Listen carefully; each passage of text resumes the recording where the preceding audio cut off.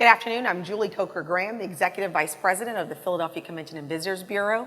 Thank you so much for being here today on behalf of Jack Ferguson, our president, and the staff here at the Pennsylvania Convention Center, as well as SMG and the PHL-CVB.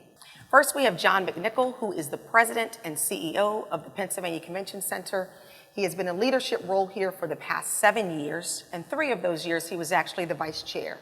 John was instrumental in the positive changes that are going to be discussed today, and he was also one of the leaders in eliminating the 8% Elliott Lewis fee.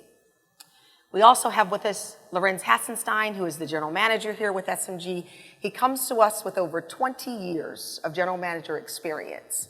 He's produced over 100 trade shows in and around North America, and he also comes to us having experience in different destinations. We have Pam Ballinger, who is the Senior Director of Meetings and Exhibits for the American Association for Cancer Research.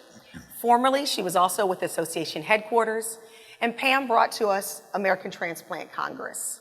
And she was formerly, last year, I believe, the president of the Greater Philadelphia PCMA chapter.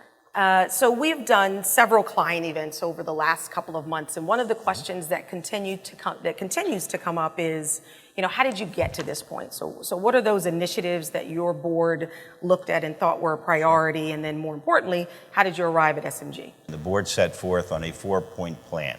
It was a very aggressive plan at the time, given the circumstance that we found ourselves at the time. And that 4-point plan addressed administration and reform of our own administration first. Secondly, we were going to look at our labor supply model, how we delivered labor to our customers, because we recognized that we had sort of an odd duck here in Philadelphia, and that it wasn't something that was very user-friendly for our customers.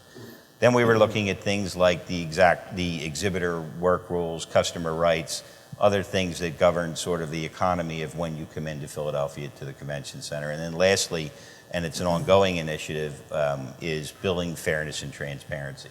That was the 4-point plan that the board had set out, Julie, initially with. So what can I expect with this new customer satisfaction agreement? Right, it's the first question we get from planners. I would catalog the answers in 2 different buckets. I think for exhibitors, they have the right to work in booths of 600 square feet in any configuration, and before we were only working 300 square feet. We can use ladders, screw guns, power tools, POV freight. You can hand carry your own freight into the building and out of the building. So from an exhibitor's perspective, it's much more cost effective, much more efficient, a lot easier for them to do business here in the center, and more consistent with what they see in other centers around the country. From a contractor standpoint, which I think both the I&D houses and the general contractors servicing the show organizers, they have the right to start to pick foremen or choose foremen. Before we could never do that. Right. And that helps them manage the workforce. They have the right to call by name. So moving forward, we can have a core workforce, a consistent workforce through the building, so that folks coming back year after year can deal with the same people over and over. We can develop relationships and get the work done much more efficiently. And we had things like the contractors can actually direct the work, which is something they couldn't do before. Right. Meaningful change.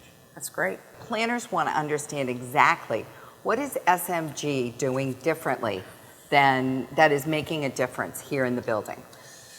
Pam, I don't think there's anything that we've engaged here at the Pennsylvania Convention Center that we haven't tried to refine. So everything we touch, we re-engineer, refine, work on just a little bit. We have taken over labor. So we're managing the labor directly now. So we've invested $2 million in managing that process. So we have Scott Miller and his team handling that instead of Elliott Lewis. We've gone through all the agreements in the building. We've hired a dozen executives that helped us change the culture a little quicker. So we've got a great group of people here working in Philadelphia, a lot of institutional knowledge. They're great with customers. They've got great relationships. But when you add that, I'm one person and they're 70 or 80, if I can add 10 or 15 new folks come in, it helps change the culture to be more customer service oriented. And that's what we're driving at. We're all about customer service. We instituted an MOD program, a manager on duty. We've added more horsepower to the event management team, so we've got more people up on the show floor dealing with customers. From soup to nuts, Pam, I think everything we touch is all about customer service.